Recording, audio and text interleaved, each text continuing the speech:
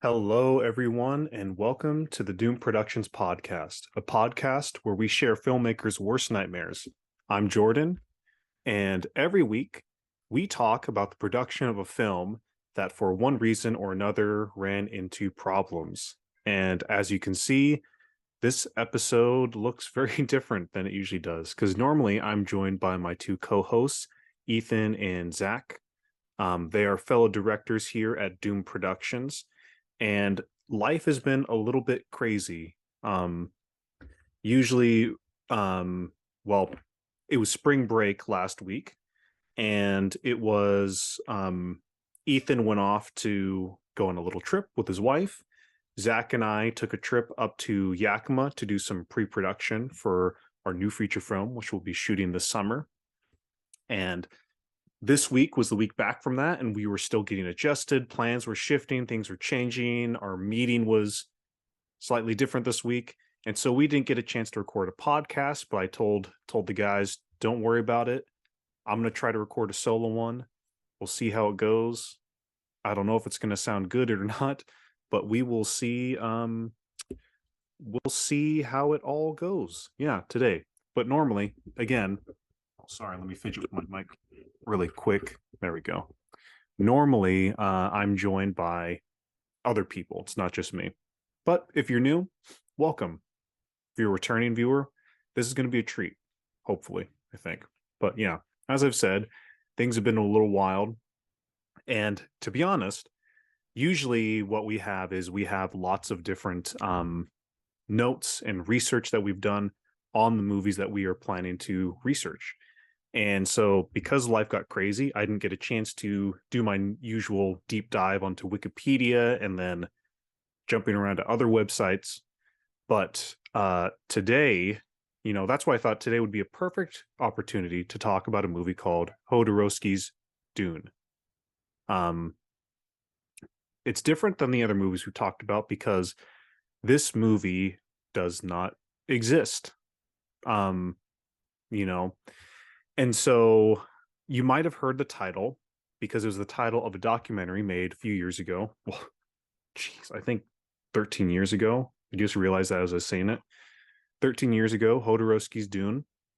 Um, it was kind of a cult unmade movie. Like you've heard of cult films before, but this was a cult movie that had not been made and was rumored and legend. It was this famous attempt to adapt Frank Herbert's Dune novel into a movie by Alejandro Jodorowsky. And the reason it's a perfect time to talk about this movie today is because one, Zach and Ethan aren't here. Um, not that I don't want them to be here. I'd love it for they're here, but this is a movie project made by that was attempted that was almost made by one of my favorite filmmakers of all time. The story of this movie, I've seen this film a billion times, feels like. The documentary about the making of Dune. So it's a story I know pretty well, almost like the back of my hand. And it's a film that I could talk about for a long, long time. So that's why I'm going to talk about this, because this is kind of last minute spur of the moment, and we're just going to keep things interesting. So normally, again, it's the three of us bouncing things off each other. Usually one of us tells a story, the others react. Today it's just going to be me. My throat is probably going to get a little dry, so bear with me as I cough and gag and wheeze and drink my coffee, because it's just me today. So without further ado, let's get into here is the story of Jodorowsky's Dune. So I have props today, which I don't usually have props. So if you're listening to this on the audio side of things, don't worry about it. But essentially, Alejandro Jodorowsky is a Chilean-Mexican filmmaker who started out in Mexico, made lots of different, participated in lots of different art movements, or I wouldn't say movements, but he was a very artistically driven guy and did surrealist theater and was a part of something called the Panic movement. And eventually, he made his first feature film, Fondo Elise, which is fantastic. I have the DVD right here. I believe this film was 68. I should really have a fact checker on site, so I'm just going to use my phone. Um, Fondo Elise, 1968. Yep. Um, and that is a very bizarre, strange film, which I'm going to show. Now, I do apologize to my the audio listeners at home right now because I'm going to show some stills from his movie. Here's some shots from his first feature film, Fondo Elise. It's going to load any minute now. Here we go. It's in black and white. Lots of bizarre, strange imagery. I'm going to try not to show anything inappropriate. I might have just, yeah, I'm gonna just not scroll down anymore there. Sorry. His movies are very graphic, I should say, to warn people. Oh, not this one. After Fondo Elise, he made El Topo. This is El Topo. That's him right there. That's Alejandro Jodorowsky. He's a very bearded man in this picture, bathing in a water little pool in the desert. Here's his movie, and as you can see, his movies are very striking, filled with lots of bizarre, grotesque imagery, often evoking mythology or religion in some sense. Now, he made these after the project that I'm going to talk about, but this is his project, The Holy Mountain, which he's probably most famous for. Holy Mountain, you can just get an idea of what kind of movie it is. Santa Sangre, another one of his movies. And I think this gives you a pretty good idea. So I'm gonna stop sharing my screen because I don't want to get flagged for anything inappropriate. So, but yeah, he's made lots of movies. And I have, El Topo, Santa Sangre, can't speak Spanish, Holy Mountain, and then his two recent films, Dance of Reality and Endless Poetry. These are his semi-autobiographical films. They're very it reminds me a lot of magical realism, the kind of tone and style and everything. But as you can see, he doesn't make traditional films. He makes movies that are very evocative at the very least. And in fact, his first film, Fondo Elise, when it premiered in Mexico at Acapulco, if I said the name right, it started a little riot. A literal riot started because his movie was just a little too much for folks to handle at the time, which it happens sometimes. So after he makes Fondo Elise, and then he makes his next movie, El Topo, which had gained the attention of John Lennon. That was he kind of made a name for himself as a what you say, just a new talent, a new person on the film scene, someone who was very strange and bizarre maybe, but like was an artist nonetheless. And so in 1971, well, no, I'm not going to start there. So essentially, now, of course, everything that I'm saying here comes from the documentary. This is a big preface. Everything that I'm saying here can be seen in Jodorowsky's Dune, and it's a really entertaining film. So I cannot, and when I say Jodorowsky's Dune, I mean the documentary, not his attempt to film the movie. But but yeah, all of this information is from there. It's told really in a really entertaining way. It has interviews from almost everyone who was involved in the making of that movie. I highly recommend you watch it. I'm going to graze over some things. I'm not going to cover every little nuance and little interaction because I think that would just be, you don't need to hear me poorly telling the story. You just want to, see it, So go watch the documentary or listen to this. I would say listen to this. This gives you a little bit of background and then go watch the documentary. So, yes. So Alejandro Jodorowsky paired up with this French producer, Michel Seydoux, and they decided to make this movie Dune. And I think from my memory, Michel Seydoux came up to Jodorowsky and was like, "Hey, I want to make a movie with you. Um, we got to make this thing. What do you want to do?" And Alejandro Jodorowsky in the documentary, he says something like Dune. He didn't know why he said Dune. He had never read the book before, but someone had told him about the movie and said it was fantastic. So the actual script writing of this all, and how he adapted it doesn't dive in too much in the documentary. I mean, he talks about it, of course, but the why Dune, he just said because it sounded fantastic. And essentially what had happened was he paired up with a bunch of other artists and people in the industry of various, from various mediums. You had what's it called? In terms of the music, I'm gonna use the I'm using yeah, I'm going off of a specific outline here from Wikipedia, but he approached many different people to take part in this movie, and the talent alone was pretty incredible.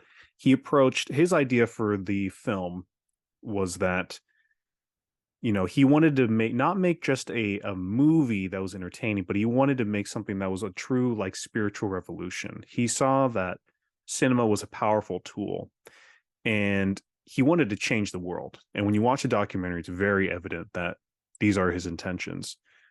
He has very big ambitions, and he went after all the best people.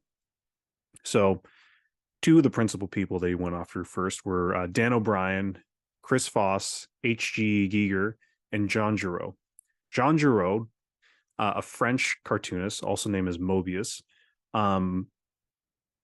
did all the storyboards for the film. Essentially, what they would do is him and Jodorowsky would meet together and sit down for hours on end, and they would shoot Dune as he tells it. Jodorowsky would talk about what would happen on the screen, and Mobius would draw it. And he talks about how Mobius was really, really fast and would draw wickedly, quick.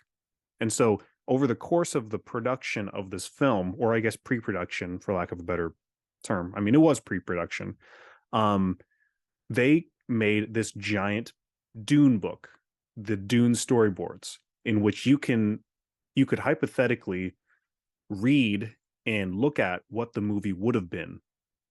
And it's a big, massive book. It's really thick. It looks about the size of like a really hefty coffee table book.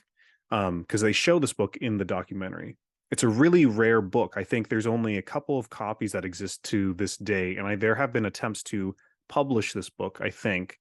I know there's a desire for people to see it, but they made extensive storyboards. And when you look at the storyboards, what's really striking at first, and what a lot of people tell you is, first off, it's the movie. Nicholas Winding Refn, a friend of Jodorowsky, who directed Drive and Only God Forgives and Neon Demon, and is a pretty, I guess, he's a contemporary filmmaker, not too similar to Jodorowsky, but not dissimilar or unsimilar. Is that a word? I don't know. He's not totally unlike Jodorowsky, but he's not exactly Jodorowsky. But he talks about having Jodorowsky sitting him down, showing him the Dune book, and talking him through his movie Dune. And they've all said how cohesive, how clear, how distinct the vision is. And a lot of them talk about how just incredibly innovative the film would have been had it been made. There are things in those films, in Dune, Jodorowsky's Dune, which would have which George Lucas never would have even tried during the prequel era of Star Wars. There are things in the film which predate Terminator, like robot POV vision. There's things like the training robot kind of trope. There's a lot of traditional sci-fi tropes that you can see in Dune, but if you look at the time period, there are a lot of those things that wasn't coming from any other source. Dune would have been the first one to do it, if that makes sense. So Jean Giraud, I'm forgetting my French, but yeah, Jean Giraud and Mobius, he worked with Alejandro Jodorowsky on the storyboards. The artist that he employed in the pre-production stage is H.G. Geiger, however you pronounce it, and Chris Foss. H.R. Geiger is known for the Alien movies. He designed the Xenomorph, and his art is very dark and grotesque and morbid, to say the least. It's very beautiful stuff. And he was hired to work on the planet, not Arrakis, but the other planet that the Baron, the villain, is from. I think it's Harkonnen, Baron Harkonnen. Because his idea was that every single planet would have a new music, it would have new design, it would have an entirely different feel, very similar to how George Lucas was planning out his Star Wars universe, but even to more of the extreme, because everything was completely different. So H.R. Giger designed the planet for the villains in the movie. And if you look at that artwork, it predates anything in Alien. And in fact, you see a lot of stuff from Alien in his artwork made for Jodorowsky's Dune. And well, I'll jump over Dan O'Bannon for a second. Dan O'Bannon was hired as a special effects artist. And Dan O'Bannon and H.R. Giger, once this project fell through, they collaborated and worked together and wrote and worked on Alien. And so Alien has some similar DNA to Dune, or this version of Dune. But anyways, Dan O'Bannon was the special effects person. There's a very funny story that they tell in the documentary where the first time Dan met Jodorowsky, Jodorowsky offered Dan a joint of marijuana, and it was laced with LSD, and they smoked it together. And he talks about seeing visions, and then Jodorowsky snaps his fingers, and the visions disappear, and then Dan O'Bannon just said, "Yes, I'll do it. I'll do whatever movie you want to do." But again, watch the documentary. Chris Foss was the other artist who was hired. He was somewhat of an architect as well, and that was his background. So he designed a lot of the spaceships and a lot of the sets.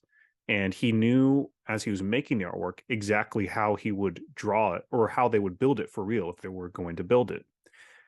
And so those were kind of like the core team that was hired in the initial stages. And what they did is I believe it's in France. I can't remember exactly. They rented out a castle, and they got all these artists. So H.R. Giger, Chris Foss, Mobius, and they lived in this castle in France where it was like the Dune house, so to speak. Those are some of the artists that got involved very early on. And part of the plan for Dune as well was Jodorowsky wanted his son to play Paul Atreides. Paul is the main character in Dune, and Jodorowsky's son had semi-co-starred in his movie El Topo. I have a book of it right here too. His son is you can't really see it, but his son is the boy on the cover. And his son and Jodorowsky talked about how he really wanted his son to transform into Paul, like a warrior. So he did extensive, very difficult martial arts training every single day of the year, pretty much, while they were working on this. With a famous French, I think he was a jiu-jitsu or just martial arts specialist in general. And so, you know, as they have this castle full of artists, they have this martial arts master training his son to pretty much become Paul Atreides. And this is kind of, you know, things are coming up. But that's, you know, I think when I say a lot of those names, not very many people know of them. So let me get to some of the more substantial people. Or I shouldn't say that sounds rude to the other. These are the more well-known folks that Jodorowsky went after to be a part of this movie Dune. So Jodorowsky also attempted, in terms of the music, he went after Tangerine Dream, Tangerine Dream, and Gong, and I'm saying this all wrong. Sorry, bear with me. It's been a long day.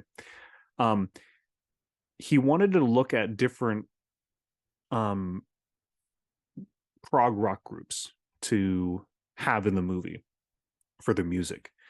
And he looked at Tangerine Dream, Gong, and Mike Oldfield, but then he eventually settled on Pink Floyd and Magma. I think this would have been right after Dark Side of the Moon, maybe pre-Wall. I'm not sure exactly where it is in the Pink Floyd timeline of things. Both of them are very you know, popular prog rock groups. And so they agreed, both Pink Floyd and Magma, to do the music for the movie. I think Magma was going to do the music for um the I should, because I've read the books too, the Baron Harkonnen, the Planet of the Villains, and Pink Floyd was going to do the other music.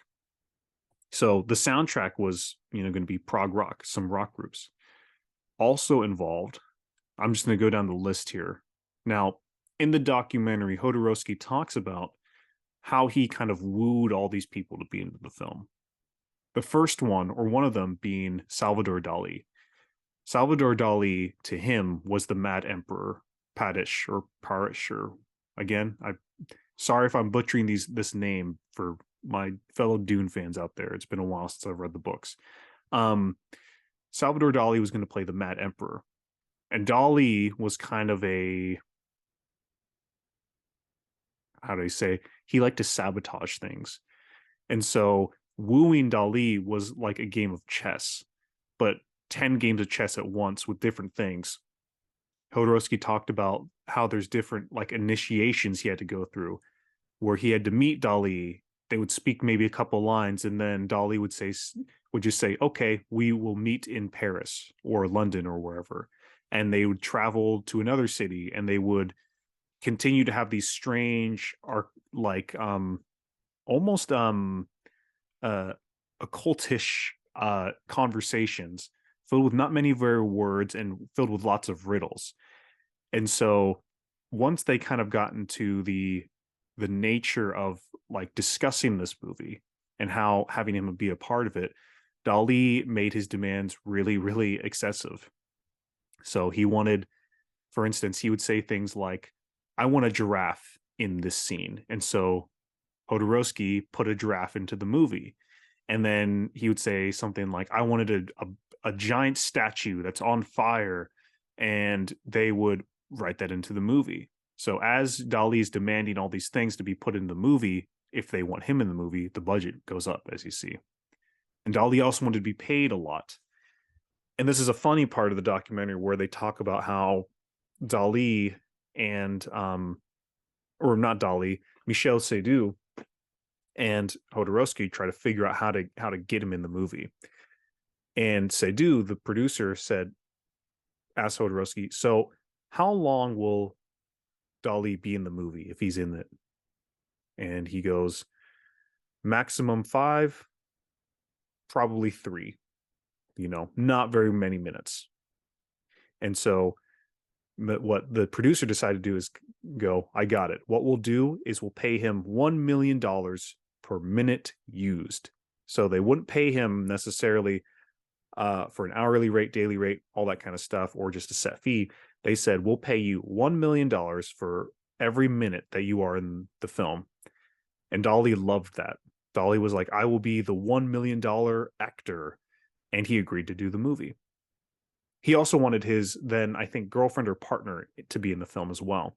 And that was another demand, but that's kind of a side thing. But very strange demands. Another monumental figure they tried to get was Orson Welles. Orson Welles was pretty much stalked by Jodorowsky, or at least his restaurants. He went to the restaurants that he knew Orson Welles loved to eat at, and asked the people, "Where does Orson Welles like to eat at?" And they pointed him in the right direction. He went there, and by chance, Orson Welles was at the restaurant when Jodorowsky went there. So Jodorowsky sent him a bottle of their finest wine. Orson Welles called Jodorowsky over to thank him, and Jodorowsky introduced himself and said, I'd like to have you in my movie." And Orson Welles kind of brushed him off and said, "I'm not really interested. It's not really my thing. And then Jodorowsky said, I will, if you do the movie, I will personally hire the chef of this restaurant for the movie, and you will eat as you do here every single day that you're in the movie. And on that, Orson Welles agreed. So some actors just care about food and craft services, but whatever. Um, David Carradine was also approached. David Carradine was, most people know him probably as Bill in Kill Bill, but he was in a show called Kung Fu, um, which was pretty well known. And for that, I believe, I can't remember who he was going to play. I think he was either going to play the Duke Leto Atreides, um, or he was going to play the one of the soldiers. I can't remember exactly. But David Carradine was involved, and there's not too much on how they met other than in the documentary, other than when Jodorowsky and Carradine met each other, they met together, and David Carradine saw a big bottle of like vitamin E that Jodorowsky had, and pretty much gobbled the whole thing up. And after that, they were like, "Yes, we got to work together." And to be frank, I don't know how to explain that very much, but that's what happened. Another person was Mick Jagger. Mick Jagger, I think it seemed, was a chance meeting as well, where they met at a party, and it was a very strange kind of initiation, it seemed like, the way Jodorowsky describes it. But they were at this party, and the crowd parts, and Mick Jagger walks up to Jodorowsky, and Jodorowsky says, "We will make a movie together," and Mick Jagger agrees. So Mick Jagger was going to be in the movie as well. So keep in mind, there's this castle of all these artists working together. I think David Carradine is also there as well. They're designing the sets, they're designing the costumes. There's photographs of these costumes being made. Very, very loose pre-production. But as you can see, you have some of the top artists of their time: Dali, Orson Welles, Mick Jagger, Pink Floyd, lots of other artists, lots of things going on. The budget is climbing and getting very huge. So there was essentially, once he'd assembled his team and once they had a big vision for this movie, what happened was they went to Hollywood to try to get some more money of the film. I think the amount they asked for, let me see if I can find this.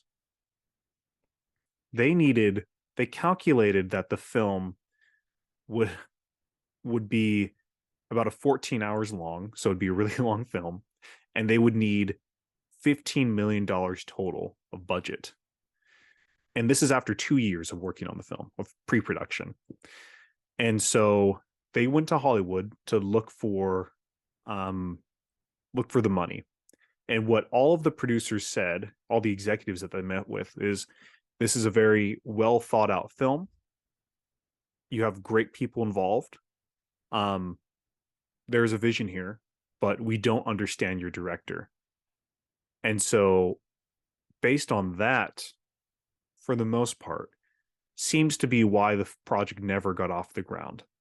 After 2.5 years in, I guess, more pre-production, development might be a better word.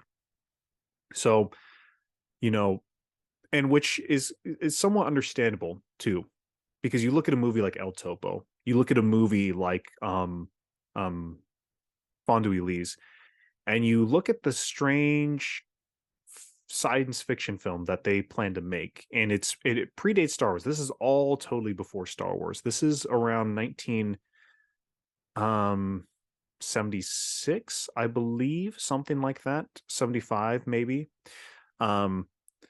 And so this is before Star Wars. This is before the blockbuster is really established with Jaws. So they look at this movie, they look at the budget, and they think this, and the director, and they say, this just is not feasible. We can't justify this. And so the movie ultimately never happened.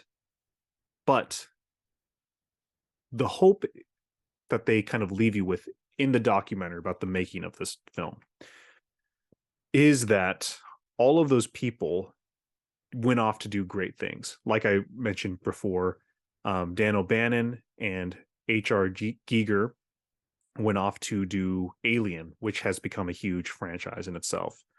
Um, and little bits and pieces of Dune, things that Dune was going to do, or going to try to do, that existed. I mean, that started popping up in stuff like Star Wars, Star Trek, Battlestar Galactica, um, Tron. Lots of different science fiction elements that Dune was going to do started appearing in media. And so it was a thing where they felt very, how do you say, I'm sure at the time, I mean, at the time they were all crushed, but looking back at it, they were kind of very pleased that how ahead of the time that they were.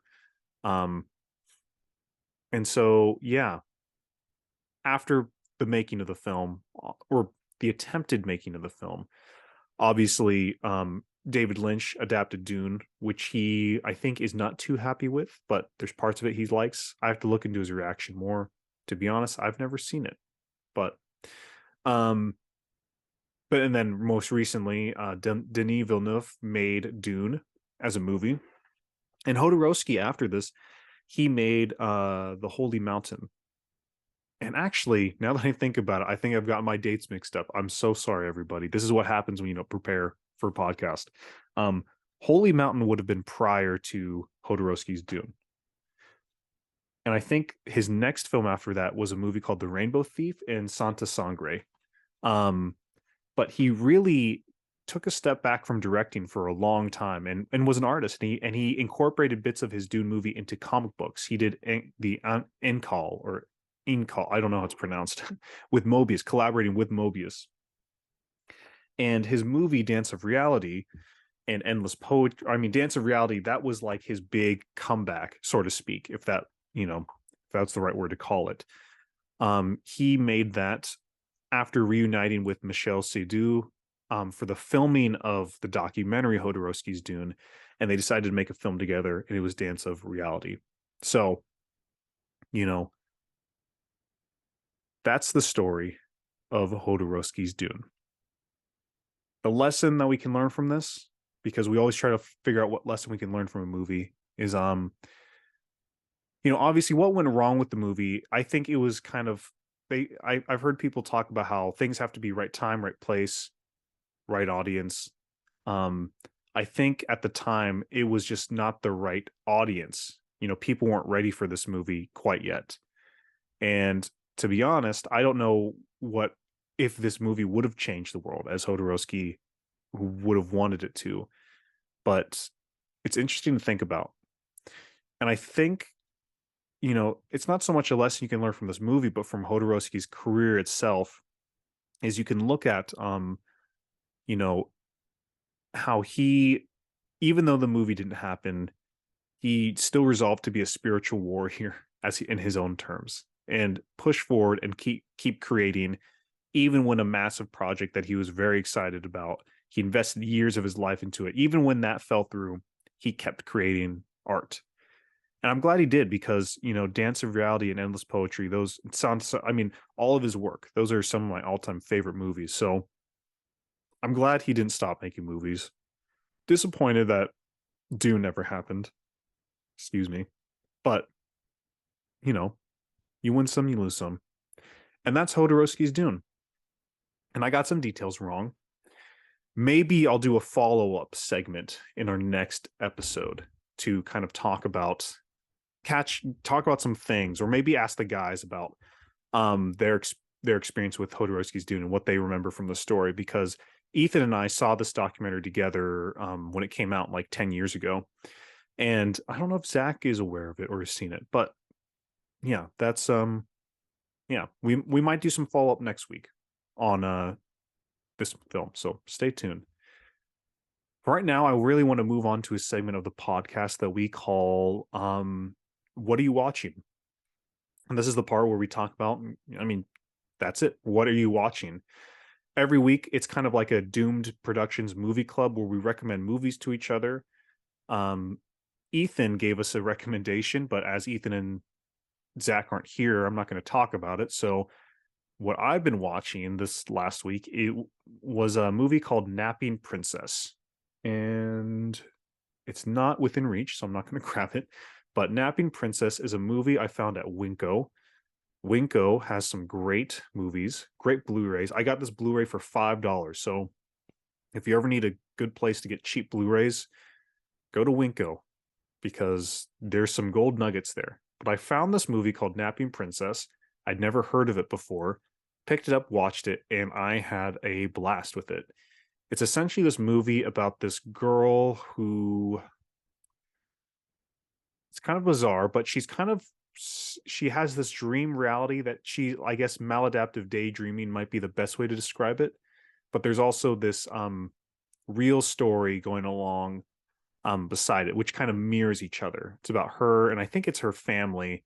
Um, but the I mean, it's a gorgeously animated movie, striking colors, really fun action set pieces. But the thing that's really interesting, I think most people will be fascinated by, is the movie was made, I think, in 2017, but it is set in the year 2020 during the Japanese Olympics.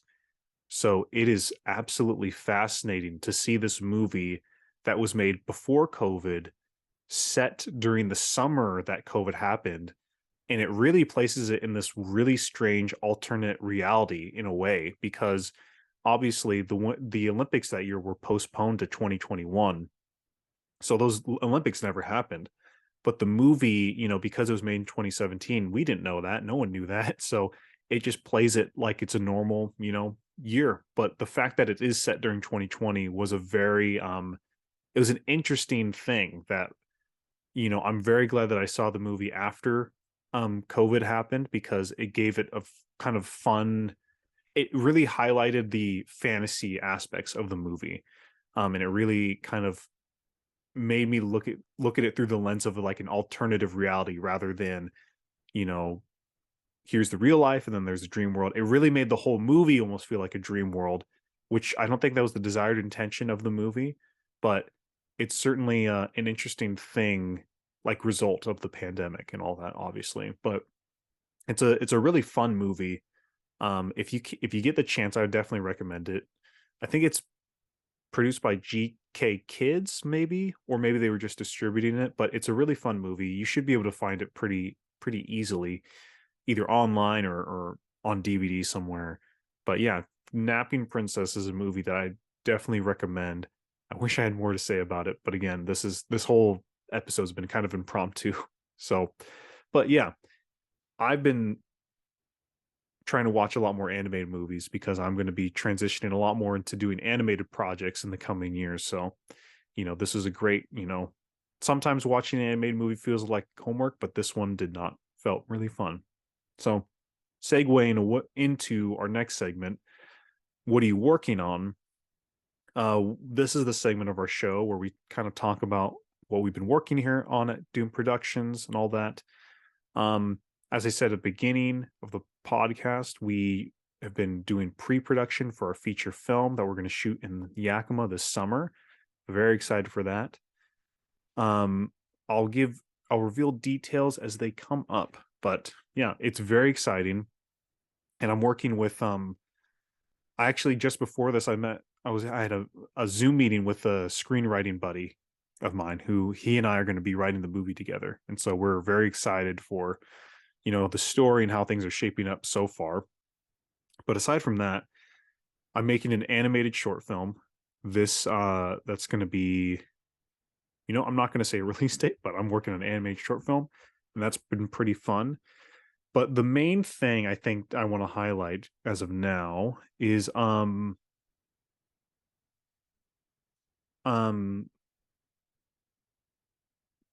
yeah, well, this is a very unceremonious way to do it, but I'm going to do it here on this podcast because no one's probably going to watch it.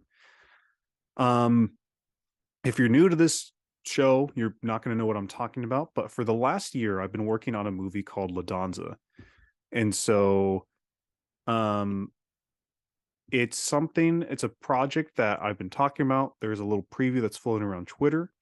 And some of our close listeners are probably wondering, where's LaDonza? Where's LaDonza? Um, what I'll say as of now is that there have been some changes in plans. The movie's going to be pushed back a little bit. And yeah, there's some bigger news that I'll hold off to reveal because I want to be able to show some stuff from the movie as well. Um, but I'll say that the movie has been postponed for not for a bad reason. Like this isn't a bad thing. Like I'm I'm really happy with what we're gonna be doing with the movie. And I will be revealing more information, but just so everybody knows, La Danza has been postponed. It is not coming out anytime soon. Let's just put it that way. But there'll be a big announcement coming out soon. But yeah, so yeah, if you've been wondering where La Danza is, it is coming, just not this year. Um, but more information to follow. But anyways, that was today's episode of the Doom Productions podcast. It was very weird, very lonely, but I hope you enjoyed it and got some fun information out of it all the same. So if you like this episode, or if you want to learn more about no budget filmmaking, please give us a subscribe. Check out our playlists on this channel.